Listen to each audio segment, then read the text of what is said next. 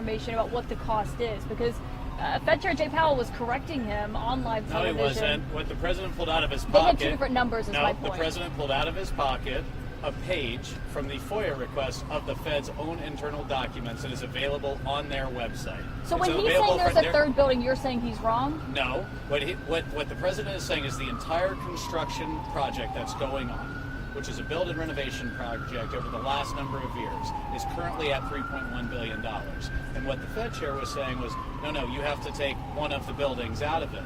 Well, no, it's all one project on the whole complex. Why do you disagree with that? If the building was already done and it's not part of what your issues are right now?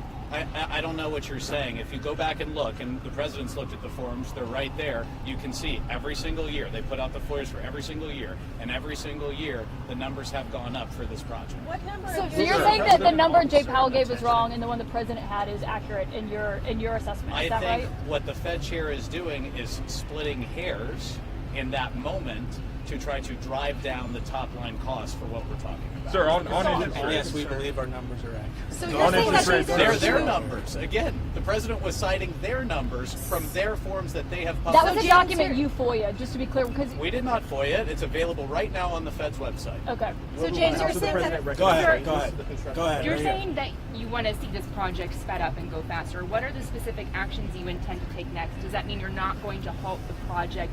And who will have the ultimate decision over the next steps? The president said that, we are where we are. The project has to be done now. It'd be nice if they don't have more cost overruns, but, it's got a long way to go, and at this point, it's just kind of got to get done. This building's got a long way to go. It's got a long way to go. You're saying that concerns about interest rates and the cost of this renovation are two separate things, but are you concerned about the message it sends to markets to have the president visiting the Fed, something that hasn't happened in 20 years, and publicly saying on television, lower interest rates, that this erodes the independence? No, I of think the Federal the Reserve? market should like it. You have a president who's engaged, he's a builder, and he also understands interest rates. Remember, building and construction is also very much tied to interest rates. This is a president who understands interest rates better than any president before. He's crushed inflation. In his first term, we had 3% mortgages. Now we have 7% mortgages. Costs have doubled. People can't afford mortgages because of the last 4 years under Biden. And so we need to get these rates down. We can get rates down, and that would have a booming effect on the housing market and the mortgage market. And as for the market reaction, this is not a new concept. This is a very public discussion. The market continues to go up. The revenue of the country continues to go up. There was a budget surplus last month of $28 billion. Just yesterday or 2 days ago, the president announced a huge trade deal with Japan. Let's stop speaking in hypotheticals. Let's just look at what's happening. This conversation is being had in public. The market is reacting every day. The market is going up. The job numbers are improving. Every economic indicator is going in the right direction. And if we can just look back to last year, go back to last summer, every Democrat that's now silent was calling for the interest rates to be lowered. Every single one of them. Now they're completely silent, now that President Trump is in office. But 1 year ago, they said the rates are too high, and they were calling for it all the way leading up until the election. The economy is markedly better now than it was then. So our question would be, where are the Democrats on this? Mortgage rates are too high. Credit card interest rates are too high. All loan rates are too high. They felt that way a year ago. Everything is better now. Why don't they feel that way today? It doesn't make any sense. Sir, The Democrats own the high rates and they own the mortgage rates, and them not coming out and saying we need lower mortgage rates when the data says otherwise, it's crazy. Sir, last year a principal economist for the Federal Reserve, he told an undercover reporter that Jerome Powell, quote, wants to be remembered in history for harming the Trump administration. This includes by not lowering the interest rates. Does that sound accurate? This is a policy debate that we're having with the Federal Reserve. The president's put out his viewpoints very clearly. He's done that. He's never been shy about doing that. And I think the American people who are struggling in the mortgage that they're in right now or wanting to have their first home appreciate their leader in this town, in this country, articulating many of the things that they wish would occur. And that's a policy debate, and we're just going to keep it there. Does it Sir, the president has been pretty clear that he wants interest rates lower, but will he perhaps recommend any changes to the project as a real estate developer? He's touched on that a little bit today, both in his True Social post about how he renovated the post office and on camera. Will he recommend any changes to that? We're at the beginning of this. We sent my letter up to the Fed we don't necessarily accept all of the responses that were in there. The National Capital Planning Commission, I won't speak for, but they are looking at this as well. And we want to continue. This is our first site visit. We want to get to the bottom of what we can learn from it and how to do it better. And we're going to continue to ask questions, and we won't get ahead of anything else. Shifting gears just a bit, there's some estimates floating around that the renovations at Alcatraz could cost $2 billion.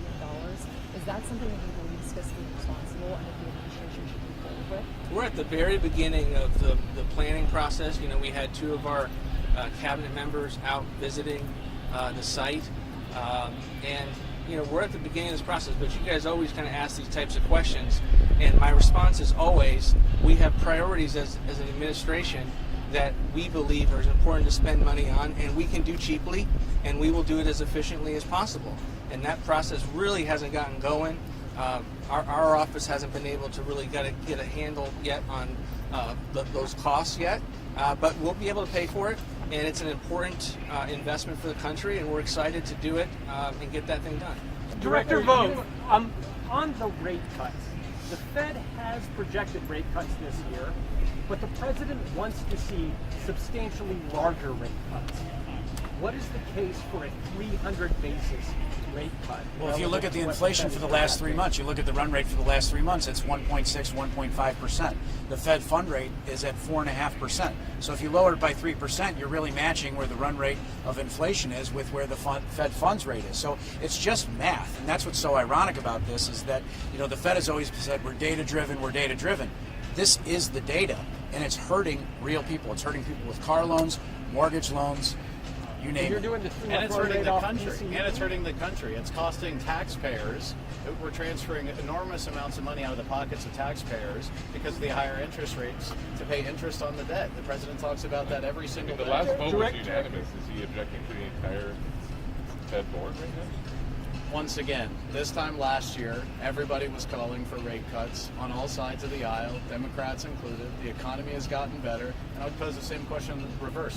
What is the argument for keeping the rates where they are? There's a very ambiguous argument. Well, we're not really sure with tariffs. Well, I don't know how you're not sure with tariffs. The president talks about it every single day. The plan is very transparent, and what the president predicted would happen with tariffs is happening. Money's coming into the country. Prices are not going up. Inflation is not going up. We ran a surplus last month. It's just, it's a very arbitrary argument, I think, in our view, that they've been making to keep rates where they are. Director, you've been focused on this particular project with the Federal Reserve, but it costs more in the United States to build infrastructure more than any other comparable nation in the country, in the world. Are you looking into a system-wide problem, or is this just one project look? We always can, we're very interested in infrastructure. The president's always been an infrastructure president. Those policy processes like NEPA reform are always a part of our deregulatory agenda and priorities. There is something unique about this project and some of the decisions that were made that has caused a kind of a different level, heightened level of concern that we're going to keep asking questions about.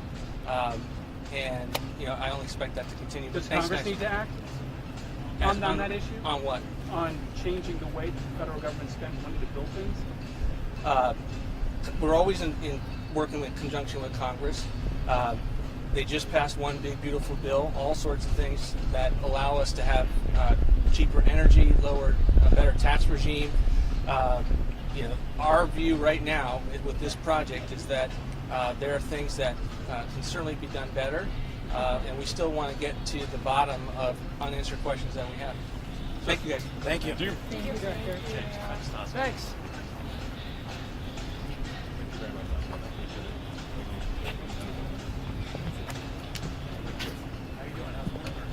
Love and life.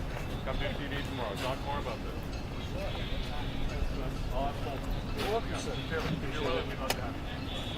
Appreciate you. Sorry, so hot. How y'all doing? Oh yeah. So the advantage of the suit is actually hides the absolute shit show going on in the shirt. So the shirt gets soaked, but it's hidden.